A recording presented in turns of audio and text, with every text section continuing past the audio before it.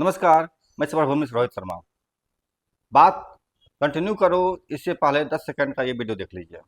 अब जैसे हम कम्युनिस्ट पार्टियों की आलोचना करते हैं, अब सत्ता में नहीं है, वो कहीं नजर नहीं आता, एक केरल में कोने में बैठे हैं, फिर भी वो विचारधारा खतरनाक है।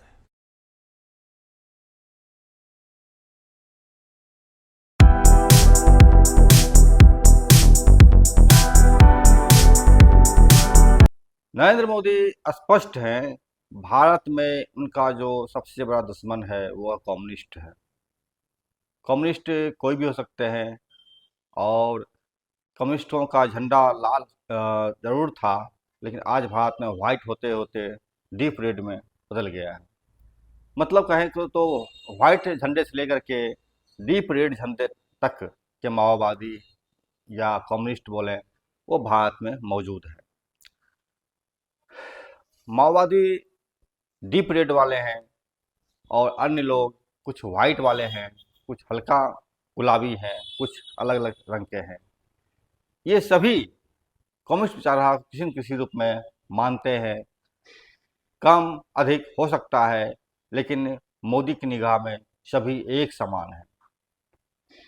यही इस वीडियो का संदेश है कि कम्युनिस्ट भले ही छोटे हिस्से में बदल गए हैं, छोटे हिस्से में सिमट गए हैं, लेकिन वह अंततः एक खतरनाक ठाउत है, खतरनाक विचारधारा है। भारत की कम्युनिस्ट पार्टी माओवादी के महासचिव वासव राज की एक इनकाउंटर में शहादत हो गई, ऐसा माओवादी कहते हैं। शहादत के बाद पुलिस का दावा है कि माओवादी संगठन का नींव टूट गया, उनका रीढ़ की हड्डी टूट गई, अब वो लंगड़े हो गए हैं, लुल्हे हो गए हैं। ठीक उसी तरीके से जब नोटबंदी हुआ था तो मोदी ने कहा था आतंकवादी लंगड़े लुल्हे हो गए हैं, लेकिन कालांतर में दिखाया गया आतंकवादी लंगड़े लुल्हे हुए हैं, और ना ही नोटबंदी का फैसला सही था। छत्तीसगढ़ के आईजी सुंदरम पी सुंदरम, वो कई बार अपनी बातों को रखते हैं, कहानी सुनाते हैं, और वह जो है लोगों को बताते हैं, कोशिश करते हैं कि माओवादी समाप्त हो गया है। पुलिस के बयान पर भरोसा भारतीय जनता नहीं करती है, कम से कम आम जनता नहीं करती है।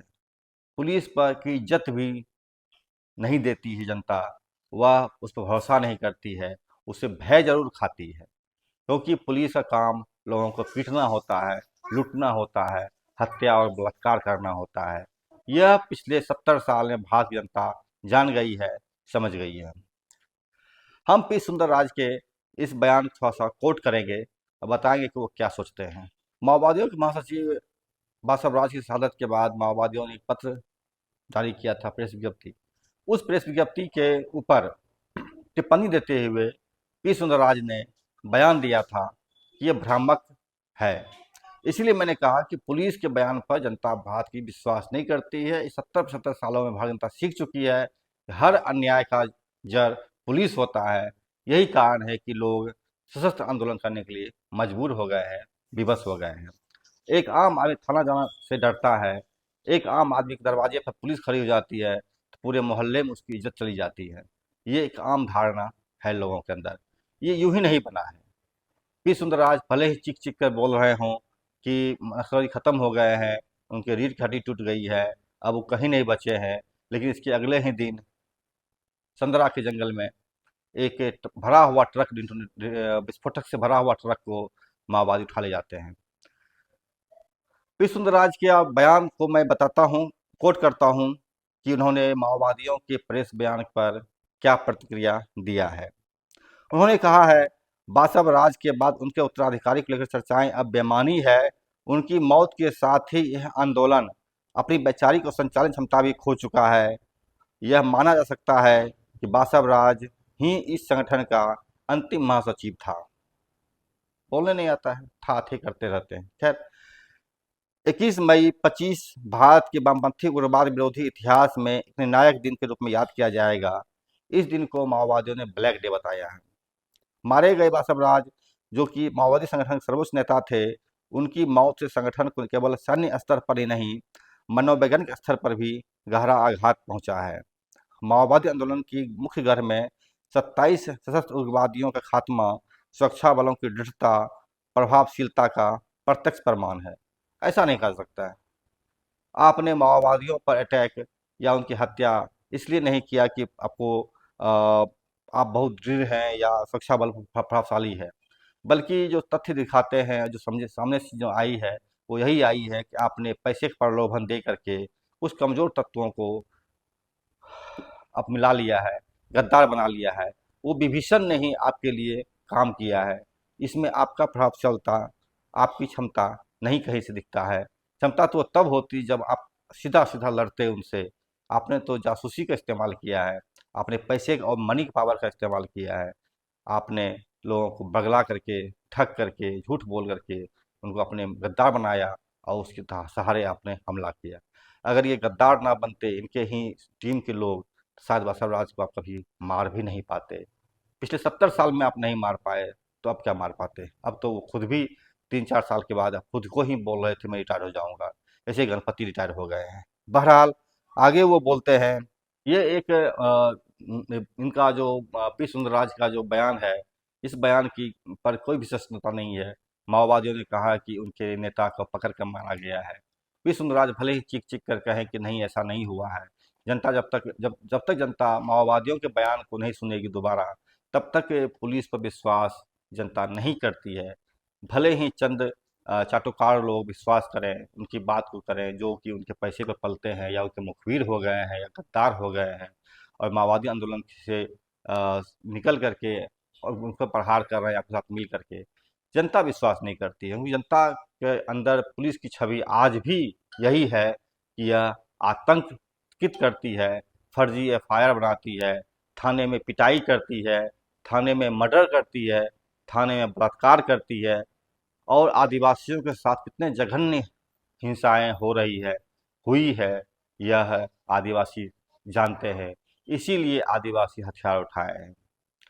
अब हम आते हैं कृष्णराज के उस बयान पर जिसमें वो कह रहे हैं कि पार्टी खत्म हो गई है। यह अंतिम महासचिव बासवराज ही थे। तो इसका जवाब भी आपको माओवादियों के प्रेस नोट में ही जाहिर किया गया था कि किस तरह से आज भी माओवादियों के अंदर केंद्रीय कमेटी है, उसके पोलिट ब्यूरो है, उसके बहुत सारे विंग्स हैं, पूरे भारत के 16 राज्यों में फैले हुए हैं। अगर ये सब ना भी होता अगर, तो भी आप याद कीजिए 72 का वह दौर, जबकि पार्टी बहुत ही छोटी थी माओवादियों की, और उसके पहले महासचिव की हत्या पुलिस ने थाने में कर दी थी। चारों मुजुमदार चारों मुजुमदार की हत्या के पहले तकरीबन 20,000 से अधिक युवाओं की, बंगाली युवाओं की पुलिस ने क्रूरतापूर्वक हत्या की थी। और इन तमाम हत्याओं के बाद जो चीज़ निकल के सामने आया वो यही कि नक्सलवादी का जो दिया बुझने वाला था, जिसका कि सरकार बार बार दावा कर रही थी बुझ चुका है, दिया खत्म हो गया है, वह आज माओवादी के रूप में विशाल वटवृक्ष बनकर तैयार हो चुका है। बासव राज की शहादत के बाद भी माओवादियों के हमले रुके नहीं हैं, उनकी गतिविधियां रुकी नहीं है। आप मेरे साहब ने बताया आपको, कुछ 2-3 दिन पहले ही आपको एक ट्रक बारूद विस्फोटक माओवादी लूट के चले गए। अगर पार्टी खत्म हो गई होती तो ये काम नहीं होता। ये जिस तरह से एक ट्रक को ही गायब कर दिया गया, विस्फोटक, ये दिखाता है कि माओवादी टूटे नहीं हैं, रुके नहीं हैं। और सबसे बड़ी बात, एक माओवादी के नेता से जब बात हो रही थी तो उन्होंने स्पष्ट कहा था कि हमारी अगर पार्टी के 90% पार्टी भी खत्म हो जाए, अगर उसके लीडर्स, नेता, कार्यकर्ता मारे जाएं अगर, फिर भी पार्टी खत्म नहीं होगी। खैर ये तो माओवादी नेता की बात थी, लेकिन दूसरी बात ये है कि अगर आप किसी भी हम थाउट की बात करें, जैसा कि नरेंद्र मोदी खुद कहते हैं कि कम्युनिस्ट थाउट बहुत ही खतरनाक थाउट है, जैसा कि हिटलर कहा करते थे। और अगर हम वहाँ से चीज़ों को सोचें और समझें तो दुनिया के नक्शे पर जो पहली बार कम्युनिस्ट थाउट का जन्म हुआ था, उसके नायक थे कार्ल मार्क्स और फ्रेडरिक एंगल्स। उनके नेतृत्व में या उनके सहयोग से पेरिस कम्यून हुआ था, जहां 72,000 मजदूरों को गोलियों से भून दिया गया था, जहां उनकी सरकार 70-72 दिन टिकी थी। हम और आगे बढ़ें तो हम देखेंगे कि सोवियत संघ बना था, और सोवियत संघ के बनने में कई करोड़ लोग मारे गए थे। लेनिन नेतृत्व कर रहे थे उनका। इसके बाद हम और आगे चले अगर तो द्वितीय वर्ल्ड वार की बात भी करें, जिसमें कि तकरीबन 2 करोड़ से अधिक सिर्फ सोवियत संघ के लोग मारे गए थे हिटलर के हमले में। और जर्मनी में भी 60 लाख यहूदियों और उन जर्मनों की हत्या किया था हिटलर ने, जो कि उनसे सहमत नहीं थे। और निश्चित तौर पर उनको बुरी तरह से बर्बरतापूर्वक मारा गया था। ये कम्युनिस्ट थॉट, चूंकि उसके खिलाफ थे हिटलर, इसलिए 60 लाख कम्युनिस्टों को मारा गया था यहूदियों समेत। और सोवियत संघ के अंदर में लगभग 2 करोड़ द्वितीय वर्ल्ड वार में मारे गए थे। हम थोड़ा और आगे बढ़े तो 49 में चीन की क्रांति होती है। चीन की क्रांति में जब से वो शुरू हुआ था 21 के बाद से, 1921 से लेकर 1949 के बीच में तकरीबन 10 करोड़ चाइनीज लोग अपने अपने प्राण की आहुति दिया था उस संघर्ष में। इस तरह से चीज़ों को देखें हम अगर तो देखा जा सकता है कि कम्युनिस्ट थॉट अपने हजारों कहना छोटी बात होगी, करोड़ों लोगों की शहादतों से रंगा हुआ इतिहास इनका है, जहाँ पर कि इनके करोड़ों लोगों ने अपनी जान दिया है। और जिसके इतिहास इतना ही क्रूरतापूर्वक हिंसक गतिविधियों को झेलते हुए निकला है, वो लोग मात्र 20, 21, 22, 28, 40, 500, 1000 लोगों की शहादत से, मौत से खत्म नहीं हो सकती है। 20,000 बंगाली युवाओं की हत्या करने के बाद ही नक्सलवादी आंदोलन खत्म नहीं हुआ, वो पूरे भारत में फैला और दुनिया में इसका विकास का एक नया आयाम देखा। हम चीज़ों को थोड़ा और आगे ले चलें अगर हम, तो माओवादियों के नेता बसव राज की शहादत के बाद एक प्रेस रिलीज जारी हुआ था, जो कि वीडियो फॉर्म में है। और इस वीडियो को देख करके कुछ लोग बता रहे हैं कि तुर्की कम्युनिस्ट पार्टी की तरफ से ये होमेज किया गया है, श्रद्धांजलि दी गई है। कुछ लोग कहीं कहीं बता रहे हैं, लेकिन जो भी हो, कहीं का भी हो, दुनिया के किसी भी हिस्से का भी हो, लेकिन जिस तरह का ये वीडियो है, आप अगर देखें तो ये वीडियो बंकर में बनाया गया है। लगता ऐसा ही है, ये बंकर है जिसके नीचे 2 माओवादी लोग खड़े हैं और वो बयान दे रहे हैं, बसव राज को होमेज कर रहे हैं, उनको श्रद्धांजलि दे रहे हैं। ये वीडियो देख लीजिए आप। Lal salam to Comrade Basavaraj and to the 27 People's Heroes. We, as the fighters and commanders of the People's Army TICO, have learned that the Communist Party of India Maoist General Secretary Nambala Keshav Rao, known as Basavaraj, and 27 commanders and fighters of the People's Liberation Guerrilla Army were immortalized on May 21. For this reason, we send our condolences to all the workers, peasants, and laborers of India, especially to the fighters and commanders of our sibling army, PLGA. We respect the memory of the immortals and declare our eternal commitment to their struggle. Throughout his entire life of struggle, Comrade Basavaraj worked for the liberation of the workers and peasants with a consciousness of fire and a will of steel. He dedicated his life to the freedom of the poor people living on the soil of India. He understood the revolution not only as a duty, but as a way of life. And he brought the Indian Revolution into existence in his own life. He passed through the enemy circle countless times. He repeatedly carried out revolutionary attacks against the enemies of the people and against Indian reaction, and was in the leading position of these attacks. Comrade Basavaraj will live forever in the struggle of the workers and peasants and the international proletariat for the people's democratic revolution, socialism, and communism. The reactionary Indian state, with its expansionist policy and as the gendarmerie of imperialism in South Asia, is pursuing an aggressive policy against the people inside the country and against the lands of other countries in the region. The fascist Brahmanical Hindutva RSS BJP regime is using fascist terrorism to defend the interests of large mining companies and multinational monopolies. Under the name of Operation Against Maoist Guerrillas, it is massacring indigenous peoples who resist large mining companies and manipulating these operations by presenting everyone they killed as guerrillas. In today's world, where the imperialists are preparing for a new sharing war, imperialist competition has gained momentum in South Asia. The struggle for dominance over new trade routes has increased regional conflicts. On one side, the struggle for hegemony between the imperialist bloc led by the US and China continues. On the other side, the regional competition between Indian expansionism and Chinese imperialism. The hegemony struggle they have entered into in South Asia and Indochina are gradually evolving the regional tension towards a war. In order to maintain its aggressive line in foreign policy, the reactionary Indian state has launched an all-out attack wave under various names, primarily against the Maoist forces waging a people's war, but also against all progressive revolutionary forces. Today, the reactionary Indian state and its fascist speakers are sending a message to the Indian people by shouting victorious cries upon the immortalization of Comrade Basavaraj and 27 Maoist people's heroes. However, there is something they ignore.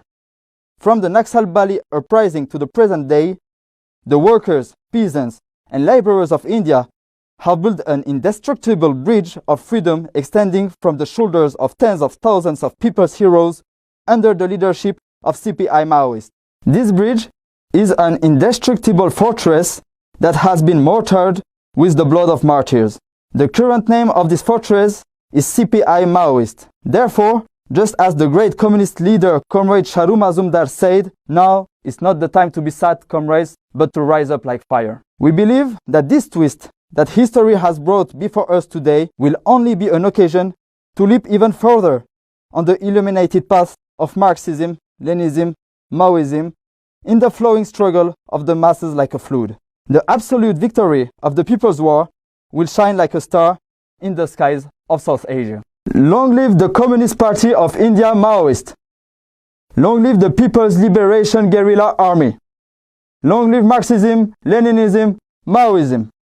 Martyrs of the revolution are immortals. TKPMLA Tico comment. Video साफ दिखाता है, जो भी दिखाता है आप समझ सकते हैं क्या है, आप बेहतर जानते हैं। हालांकि अंग्रेजी में है, लेकिन बहुत ही सिंपल अंग्रेजी है, इसे आप समझ सकते हैं, इसलिए मैं इसका अनुवाद नहीं कर रहा है। आगे हम इस चीज़ को और देखें तो अक्सर माओवादियों पर आरोप लगता रहा है कि ये लोग हिंसक गतिविधि करते हैं, ये लोग जो है ख़त्म हो जाएंगे, कुछ लोग बचे हुए हैं, यहाँ बचे हुए, वहाँ बचे हुए हैं, उसको मार डालेंगे, ख़त्म हो जाएगा। लेकिन सवाल उठता है कि किसी भी जो माओवादी के नेता होते हैं वो चंद गिने चुने ही होते हैं, लेकिन उनके साथ जो लोग होते हैं वह समाज के ही होते हैं। वे लोग होते हैं जो पुलिस के अत्याचार से पीड़ित होते हैं, इस सरकार के अत्याचार से पीड़ित होते हैं, इस सरकार के दोरंगी नीतियों जिसके कारण वो पूंजीपतियों का हित चाहती है और गरीब लोगों के खिलाफ अत्याचार करती है, उन लोग ही आगे बढ़ कर के माओवादियों के पास आते हैं, अपनी समस्या रखते हैं, और जब कोई रास्ता नहीं दिखते हैं तो माओवादी उनको रोकते नहीं हैं हथियार उठाने से। उनको बस यही बोलते हैं आपके पास एक रास्ता यह भी है, आप चाहे तो इसे चुन सकते हैं। लोग सहज उसे स्वीकार करते हैं, लोग लड़ते हैं। माओवादी भला कहाँ से लड़ने आएंगे? इतनी बहुसंख्या माओवादी कभी भी नहीं हुआ है, कभी भी नहीं होता है। और कि मतलब वो हर जगह लड़ने के लिए जाए, हथियार उठावे, इस तरह से चीज़ चलती रहे। इन लोगों के साथ एक और चीज़ होती है, और वो होती है कि जब तक जनता ना चाहे हथियार मत उठाओ। माओवादियों की शिक्षा में एक शिक्षा यह भी महत्वपूर्ण है। उदाहरण बताता हूँ मैं आपको, चीन के माओवादी जिसके नाम पर भारत के माओवादी लोग काम कर रहे हैं, माओ त्से के बारे में एक बड़ी सी बात कही गई थी कि जब वो एक गांव में जा रहे थे अपने लाखों की फौज लेकर के, लाल सेना जिसको बोलते हैं, तो एक गांव में बहुत ही अत्याचार करता था एक जमींदार। वहाँ के गांव के लोग बासिंदे इनके पास आए और बोले कि ये जमींदार जो है मुझे बहुत तंग करता है, बहुत मारता है, बहुत दुर्व्यवहार करता है, मेरी महिलाओं के साथ में हमारा सामान छीन लेता है, आप इसको मार डालिए। माओवादियों ने जो थे वहाँ पर नेतृत्व, उन्होंने उसे बुलाया पंचायत में, और इसे जन अदालत भी बोलते हैं, पब्लिक कोर्ट, वहाँ बुलाया और वहाँ पर उसके खिलाफ आरोप पत्र रखा। लेकिन उनके सामने उनके भय से कोई कुछ बोल नहीं पाए, लोग लौट गए। माओवादी सजा नहीं दिया उनको, माओवादी कुछ नहीं बोला। फिर ये आज दोबारा जनता उनके पास गई, फिर बोली कि मुझे बता, मार क्यों नहीं दिए उसको, मेरे हम लोग पास में आया हुआ तो मार डालते उसको आप। लेकिन माओवादियों ने कहा कि मार लड़ना आपको है, जब समस्या आपकी है तो लड़ना भी आप ही को पड़ेगा। हम क्यों लड़ेंगे आपके बदले, हम आपके लिए। आप लड़िए, आप लड़ेंगे तो हम साथ रहेंगे। दोबारा फिर पंचायत बैठाया गया उसी तरीके से। इस बार भी जनता डरी सहमी नहीं बोली उसके खिलाफ। जमींदार फिर लौट गया, माओवादी फिर लौट गए, जनता फिर वहीं रह गई। फिर जनता माओवादियों के पास पहुंची, लाल सेना के पास पहुंची, कमांडरों के पास पहुंची और उनसे फिर विनती किया कि आप उनको मार डालिए। माओवादियों ने साफ कहा, जब तक कि आप नहीं लड़ेंगे आपको मारना होगा, हम क्यों मारेंगे उनको। फिर उनको बुलाया गया पब्लिक कोर्ट में, जनता भी पहुंची, हजारों जनता। फिर उनके आतंक के सामने कोई भी बोलने को तैयार नहीं था कि ये इतने अत्याचार करते हैं, मेरी बहू बेटियों के साथ दुर्व्यवहार करते हैं, हमारे साथ इस तरह से नृशंस व्यवहार करते हैं। जब कुछ भी नहीं हुआ तो फिर माओवादी बोले ठीक है, तब जब समस्या नहीं है तो फिर आप जाइए। इसी बीच में लोगों का आक्रोश पनप गया और उन्होंने कहा कि हाँ, ये बिल्कुल अन्यायी है, ये अत्याचारी है, इनके खिलाफ हम आरोप लगाते हैं।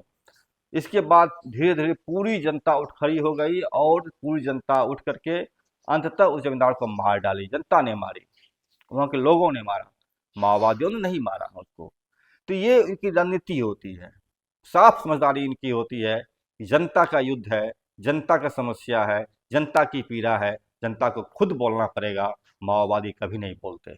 अगर आपको ये लगता है कि माओवादी हथियार उठा रहे हैं तो आप गलत समझ रहे हैं। असल में वो इस देश की जनता हथियार उठा रही है, और उस जनता को ही आपको लालच दे करके, पैसे दे करके, लाख 10 लाख 5 लाख का प्रलोभन दे करके उनकी हत्या करवाते हैं। ये माओवादी जिनकी आप हत्या कर रहे हैं, एक्चुअली वो लोग अलग कैटेगरी के लोग, जैसे बासव राज की ही बात कर लीजिए। वो कोई गरीब फैमिली से नहीं थे, वो कोई भिखमंगा या कोई ऐसे लोग नहीं थे जिनको कि मतलब कुछ ज्ञान नहीं हो। उनका बड़ा भाई भारत सरकार के अधिकारी रहे हैं, मुख्य सचिव तौर पर उन्होंने प्रस्थापित किया है। उनके भाई का एक बेटा आज यूएस में रह रहा है। इतने बड़े लोग जिनके जिनके पास में कि पैसे की कमी ना होती, अगर वो आज माओवादियों के साथ ना होते, वो उनके पास पैसे की कभी कभी नहीं होती, वो बड़े अच्छे पोस्ट पर आ रहे होते। वो उस समय में बीटेक कर रहे थे, कर लिए थे, जिस वक्त में बीटेक के बारे में सोचना भी बहुत लोगों के लिए आसमान का तारा चुनने के बराबर होता था। ऐसे योग्य लोग अगर माओवादियों के बीच में आ रहे हैं तो निश्चित तौर पर यह कहना बहुत ही बड़ी बात होगी कि ये लोग हथियार उठा कर आ रहे हैं। नहीं, वो विचारधारा है, जो विचारधारा नरेंद्र मोदी ने ठीक पकड़ा है, खतरनाक विचारधारा है, कम्युनिस्ट विचारधारा, जो गरीबों के लिए लड़ता है, गरीबों की बात करता है, गरीबों के लिए सोचता है, महिलाओं के लिए सोचता है। नरेंद्र मोदी उस विचारधारा से नफरत करते हैं क्योंकि वह अमीरों की बात करते हैं, वह ताल ठोक करके अडानी अंबानी के हित की बात करते हैं। वह सारा कुछ अपने जितना भी उनके पास ज्ञान है, क्षमता है, योग्यता है, वाक कला है, या भारत सरकार में आने के बाद उनकी क्षमता भरी है, तमाम चीज़ का इस्तेमाल वह अडानी अंबानी जैसे करोड़पतियों और अरबपतियों के लिए करते हैं और गरीब आदिवासियों के खिलाफ काम कर रहे हैं। तो निश्चित तौर पर जो ये दो थावट का चक्कर है, दो थावट की लड़ाई है, एक वह विचारधारा की लड़ाई है जो पूंजीपतियों के हित की बात करता है, एक वह विचारधारा की लड़ाई है जो गरीबों, आदिवासियों, औरतों, महिलाओं की बात करता है। निश्चित तौर पर मोदी ने ठीक समझा है, ठीक पकड़ा है। कम्युनिस्ट विचारधारा जो गरीबों की बात करता है वो खतरनाक है, क्योंकि गरीब को तो बोलना ही नहीं चाहिए, बल्कि गरीब को तो सिर्फ जो सरकार बोले तो सुन लेना चाहिए, भले ही वो मर जाए, भले ही उसकी बेटियां का इज्जत लूट जाए, चाहे उसके बेटे बेरोजगार सड़कों पर घूमते रहे, चाहे उनके घर में खाने लाले पड़े रहें, कुछ भी स्थिति हो, इन लोगों को तो बोलना ही नहीं चाहिए। ये समझदारी स्पष्ट है। इन चीज़ों के अलावा मैं एक और चीज़ पर जिस पर हम ध्यान आकृष्ट करना चाहूँगा अपने दर्शकों को, वो ये है कि आरएसएस और कम्युनिस्ट पार्टी दोनों की स्थापना एक ही वर्ष में होता है, 1925 में। आरएसएस का इतिहास देखें और कम्युनिस्टों का इतिहास देखें तो सीधी सीधी बात चलेगी आपको। आरएसएस सदैव अंग्रेजों के मुखबिर रहे हैं, अंग्रेजों के लिए काम करते रहे हैं, अंग्रेजों के लिए उन्होंने भगत सिंह को खिलाफ गवाही दिलवाया, फांसी दिलवाने में मदद किया। और कम्युनिस्ट वो लोग रहे हैं जो कि 1925 ईस्वी से ही अंग्रेजों के खिलाफ लड़ाई किया है और भारत की जनता के लिए लड़ा है, हथियार उठाए हैं, चाहे तेलंगाना का आंदोलन हो या नक्सलवाड़ी का आंदोलन हो या फिर अब दंडकारण्य का आंदोलन हो। तमाम आंदोलन की एक सिलसिलेवार नीति है, सिलसिलेवार चीज है। ये पहली बार भारत में हुआ है जब दो विपरीत विचारधारा आमने सामने आई है। दो विपरीत लोग दो धुरी में बट गए हैं, एक सत्ता में है, दूसरी भी सत्ता में है। एक का सरकार जब भारत सरकार में घुस गई है, घुसपैठ कर करके भारत सरकार को चला रही है जो नरेंद्र मोदी है, और दूसरी सरकार जो माओवादी है वो जनता सरकार चला रही है जिनकी राष्ट्रपति सुजाता है। ये दोनों का संघर्ष है, दोनों के पास इसका अलग अलग औजार है लड़ने का। एक के पास जनता है तो दूसरे के पास सत्ता है। एक के पास लोगों का हुजूम है, लाखों करोड़ों लोगों का हुजूम है, तो एक के पास सीधा सीधा भारत सरकार की सेना, पुलिस, फौज है और उसमें अपना मॉडिफिकेशन करके जो है उन चीज़ों को अपने अनुसार से, अपने हित के हिसाब से संचालित आज वो कर रही है। ये पूरी चीज़ें साफ साफ है कि दो सरकार, दो पार्टियां, जो एक अंग्रेज से जासूस थी, एक जो जनता के लिए लड़ रही थी, 1925 से ही दोनों की स्थापना एक साथ होता है और आज दोनों के दोनों एक दूसरे को मार रहे हैं, लड़ रहे हैं। निश्चित तौर पर ये खूनी युद्ध है और इस खूनी युद्ध में हजारों नहीं, लाखों नहीं, करोड़ों लोग मारे जाएंगे। आप इन चीज़ों को एक और तरीके से देख सकते हैं। भारत की मोदी सरकार, जिनके पास लाखों सशस्त्र बल हैं, हर तरह का अत्याधुनिक हथियार है, देश से लेकर विदेश तक से हथियार आयात करने की सुविधा है, परमाणु बम भी है इनके पास में, फिर भी ये ऑपरेशन सिंदूर में पाकिस्तान के साथ वार्ता कर रहे हैं, सीज फायर किए। माओवादियों के पास पुराने हथियार है, जंग लगे हथियार है और इनके पास काफी बुरी स्थिति में रह रहे हैं, फिर भी ये लड़ रहे हैं। इनके साथ ये सीज फायर नहीं कर सकते, इनके साथ ये शांति वार्ता नहीं कर सकते। कितना बड़ा अंतर है। एक और चीज दिखाता हूं मैं आपको। आपने रबन्ना का नाम सुना होगा, प्रज्वल रबन्ना, जिसने हजारों औरतों के साथ बलात्कार किया, बाकायदा उसका वीडियो बनाया और बाकायदा इसका उन्होंने प्रचार भी किया। नरेंद्र मोदी उनको एमएलए पद पर, एमपी के पद पर चुनाव कराते हैं और उनके पक्ष में प्रचार करते हैं, यह जानते हुए कि ये बहुत बड़ा रेपिस्ट है, दसियों हजार महिलाओं के साथ रेप किया है, वीडियो बनाया है। ये उनका प्रचार प्रसार करते हैं और उनके लिए खुलकर सामने आते हैं। इनके मंत्री जो पहलवान लड़कियों के साथ जो कुछ भी किए, अंत तक उसको नहीं हटाए और अगर हटाए भी उसको, उसके बेटे को टिकट देकर के फिर से सत्ता में ले आए। अभी धाकर का एक वीडियो स्पष्ट सामने दिख रहा है, वायरल हो रहा है, इसमें कि वो एक सड़क किनारे एक महिला के साथ में अभद्र व्यवहार कर रहे हैं, मरके कहीं सेक्स कर रहे हैं। लेकिन जिसने इसकी रिपोर्ट किया उसकी नौकरी चली गई, धनकर को, धाकर को कुछ भी नहीं हुआ, किसी ने कोई मतलब इनको मतलब नहीं रहा, किसी का दबाव नहीं करा। साफ है मोदी सरकार किसके लिए काम कर रही है। मोदी सरकार हत्यारों के लिए काम कर रही है, मोदी सरकार बलात्कारियों के लिए काम कर रही है, मोदी सरकार लुटेरों के लिए काम कर रही है। और जो माओवादी की सरकार है या माओवादी है, उस देश के लोग के लिए काम कर रहे हैं, इस देश के लोगों के हित के लिए अपनी जान गंवा रहे हैं।